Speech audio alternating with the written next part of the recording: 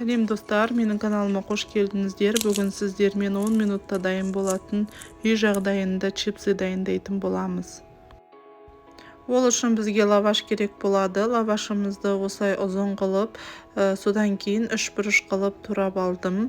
Өз қалауларыңыз бойынша қалаған пішіндеріңізде турап алсаңыздар болады.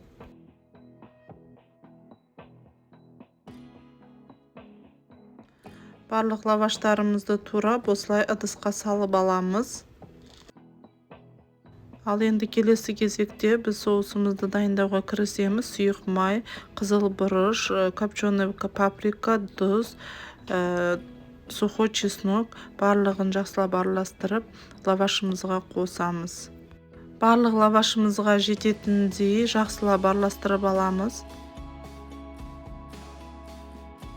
Противенге салып, барлық жеріне жақсылап орналастырып шығамыз. Қызып тұрған пеште 10 минут пісіріп аламыз. Міне біздің чипсыларымыз дайын болды. Өте дәмді және де қытырлақ болып шықты. Осы рецепт бойынша жасап көріңіз. Каналға тіркеліп, достарыңызбен бөлісуді ұмытпаңыз.